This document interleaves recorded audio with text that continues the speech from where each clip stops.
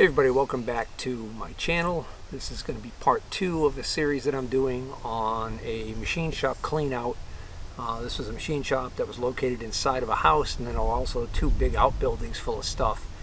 And the company that was hired to sell off the machinery and clean the place out, they had invited me, after I bought some stuff from their Worcester location, they had invited me to go on site. And I bought a few things there that were featured in previous videos. And then the last time I went out there was the final day. It's when they needed to get this place completely cleaned out. They had brought in a big huge dumpster for metal, and they were throwing all kinds of great stuff in the dumpster. I put together a big pile of stuff and bought that whole pile for one money. I don't even remember exactly what it all came to because, and truth be told, I ended up adding a bunch of stuff later that they just threw in for free. A lot of it I featured in the first video, and now we're going to take a look at some more stuff. The first time that they invited me out to take a look at this shop, they warned me in advance that I probably have never seen anything like this before. And I told them, I said, I don't know, I bet you I have, because I've been to some home machine shops that were just stuffed to the gills with stuff. And, you know, there's a lot of stuff that's just hidden. And a lot of times, in situations like that, you got to go in and you got to wait until some of the stuff's been picked, and it's almost like you expose. It's like archaeology. You expose the top layer, and then you get to the lower layers, and you'll unearth stuff that you never even knew was below it. So, case in point, when I went back there for the final pick, I felt pretty confident that I had seen everything, and then I would find stuff that I was seeing for the first time. For instance, there was an area underneath the staircase to go up into the main part of the house where there were some shelves, and they had a lot of bar stock and round stock on those shelves. And I was looking in there and digging around and unearthed this 2-piece vise that somehow had been overlooked by everyone else. And this is really a nice, handy thing to have. So if you've never seen one of these before, just think of a milling machine vise that's been cut in half right down the middle. And it's made so that you can secure, you know, this end further down one end of the table of your milling machine. And now you've got the ability to clamp something really long in between the jaws. I have one of these already that I think is an import. I don't remember if it has a brand name on it or not. This one is probably also an import, but what's interesting to me is that the label right here, it actually says Raul Mike's Tool-O-Rama. And that's a name that over the years of picking, I've come to find on a lot of different things. And some of the stuff, it would be obvious that it was made by another company. For instance, I've had Blake coaxial indicators. For those of you who know what a coaxial indicator is, I've had genuine Blake indicators come in boxes that said Raul Mike's Tool-O-Rama on it. So they obviously were a distributor. But then there are some things that I have, like I have some unusual height gauges and that they're very unique, and they don't look like anything else I've ever seen. And they'll say Raul Mike's Tool-O-Rama on them, indicating to me that maybe they were even either making some of the tools themselves or having certain tools made specifically for them only. But this is a nice find. One of the things I had seen previously and I didn't take was this box right here. And you can see what it says on it. So those of you who know the name Wallhopter, I'm assuming that's how you say it, Wallhopter is a German manufacturer of very finely made boring heads, and they're quite pricey. And spoiler alert, it's just the box. I searched all over the place and I could not find this boring head. And I think what happened is they had some milling machines that they sold, and I think those milling machines were next to racks with tooling and stuff. And I think somewhere on one of those racks was probably this boring head, and it got scooped up. And then this was like way on the other side of the shop, buried, and that's probably why they didn't realize it was there. These boring heads are so expensive that even this box, with the few things that are left in it, will have some value to it. So we've got the booklet, which tells us that this was a Wall-Hopter universal boring and facing heads, and it says model UPA1, UPA2, and UPA3. So it was a UPA boring head, either a 1, 2, or a 3. The boring head would have sat right here. It probably had like a BT40 taper on it. But what's still in here is some of the original boring bars, even this neat little original wrench. I'm assuming this is original because it's got a weird name on it. Stahlwille. S-T-A-H-L-W-I-L-L-E. Stahlwille. Stahlwille stable. And these offsetting bars, or I guess, I don't know, extension bars maybe you might call those. And a little bit of miscellaneous hardware here too. So I've given up all hope. I've even gone back to the machinery dealer's location there to see if I could find it there. And I've pretty much given up all hope of ever finding this boring head. So I'm gonna let this go on eBay, and I'm probably gonna get at least 50 bucks just for this box, as crazy as that sounds. Detail on this box, it's got this nice like beadboard or breadboard joinery on it. I know, who cares, right? But I mean, if you do woodworking, you would realize that that's a nicely made box. This long, skinny wooden box right here has a nice big brooch in it. Along with the little spacing fingers. And then this thing here, which actually,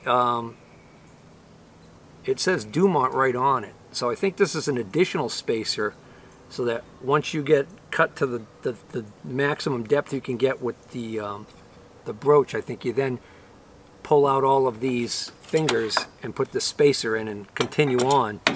So it's an original Dumont broach, and it is a 5/8. Well, that's interesting. It says Threadwell on it. So maybe it's not the original one that goes in here. Doesn't matter. Still a nice big brooch. I'd hate to buy that new. Found this neat little wooden box. I was like, oh, that's interesting. I wonder what they put in here.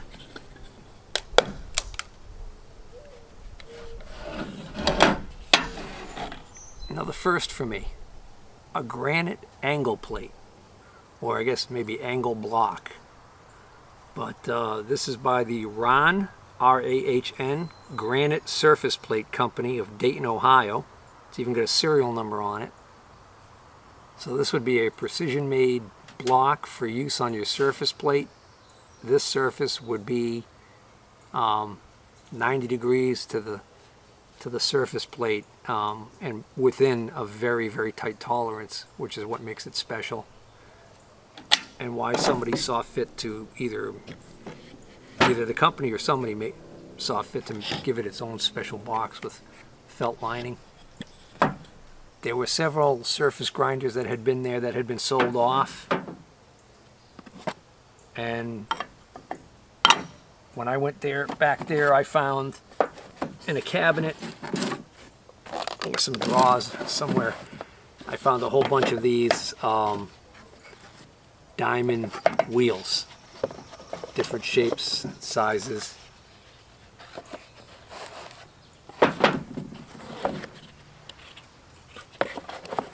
Most of them appear to have been used. I think that they got into the habit of taking them off the machine and putting them back in the boxes when they were done using them. That one looks like it might be brand new. This is just a little tap and die set, and it's interesting. It's just a die. There's no tap wrench. First I thought it was missing, that it went here, but looking at it now, there's no indentation here, so it doesn't look like this was ever supposed to have a tap wrench in here.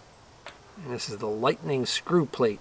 Lightning screw plate, size 0. Got a patent date, very early patent date, I can't quite make it out. And this was by the Wiley and Russell Company of Greenfield, Massachusetts, which Greenfield must have been like the tap and die capital of the world at some point, because so many companies were there doing different types of taps and dies. This is one of the few blacksmith tools that I was able to get there. So I don't know enough about blacksmithing to tell you what kind of hammer that is. I don't know if that's like a planishing hammer or a swage hammer or what. This light was on the wall above one of the lathes that had been sold. So I asked the guy if I could take it, and he said sure. So it's just 3 screws held this flange onto a beam that was right near where the lathe was, and that gives you quite a bit of adjustability here. So I just thought it was kind of neat. If the bulb gets too hot, there's this shroud around here to protect it from burning somebody. Of course, that's not really a problem now. You just throw an LED bulb in there. These are becoming hot, or they've been really pricey, sought after by people doing vintage industrial looks in kitchens and things like that. But there are certain brands that are quite valuable, and this isn't one of them. The OC White Company, I think, is the one that tends to be the one that people really look for and pay silly money for. Also found this interesting magnifying glass mounted on this neat setup here. All the lathes had been sold, and I still found these 2 nice little steady rests. So once I identify, hopefully I'll be able to identify what model and make lathes these belong to, I should be able to sell these no problem. This one I could see a casting number kind of right here. That one might be a little trickier. This is to go on a Bridgeport machine, and it allows you to put your R8 collets in here, and then a couple of wrenches and tools and stuff in here. And these are really popular, so much so that they're now reproduced, so you can buy cheap aftermarket ones. This is an original one, I think. It had broken at some point, and somebody, it looks like they brazed it, because I think this is cast aluminum. So that might hurt the value some, but it's still kind of a neat thing. This is a micrometer stand.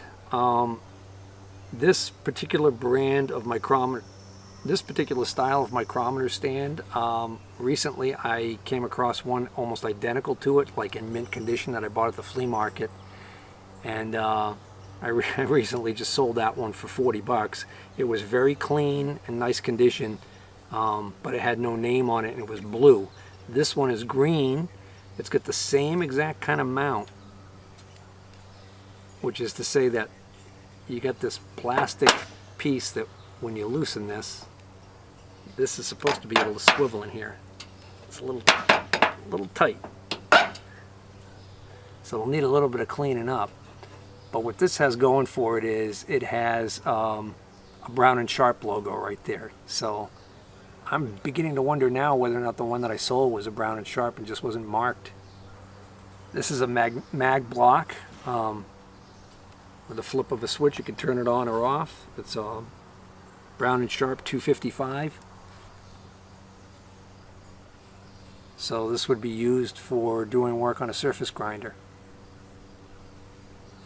And it's got a little fence here. You loosen these screws and this slides up and gives you a fence to put parts right up against. Usually these are in their own wooden case. In previous trips there, I had bought a whole bunch of tap wrenches. Some really big ones came out of this this pick, and somehow I missed this one. I think it was just in a different part of the shop. This is a Cleveland twist drill number 6, or Cleforge probably would be more correct, but it's got the C in the diamond logo. Here's a Mitutoyo tool catalog. No harm in having that. And then this was just some random helicoils that I found there. And last item in this box is this lead hammer mold. So it's a combination ladle mold. So the idea would be that you put your handle in here, close this up, and you'd scoop the molten lead out and tilt it, and it would run into this hole. It would vent here, and it would make you a lead mallet. Now this particular one is missing the little clasp piece that comes up around here. This would be the pivot point for it, it would have swung up over here and had a little thumb screw to actually tighten it. So that's the only thing that's wrong with this. I recently just sold one of these on eBay, and I think I got like 70 bucks for it, but it was a larger one, and the smaller ones aren't worth as much. This is number 4. I don't remember what number that one was, but it was definitely bigger. All right, I'm getting ready to wrap up this video. This is going to be the end of part 2, but I still have more stuff, so be sure you come back for part 3. Let's close out this video with just these 2 metal drawers right here. Again, these came out of a drawer unit that they didn't want. They were going to scrap it. I could have taken it, but I didn't have the room. So anyways, this whole drawer right here is full of brooches.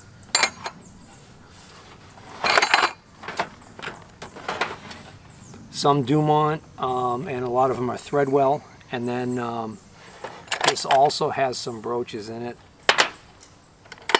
including some like really small ones here that look like they still have the protective coating on them.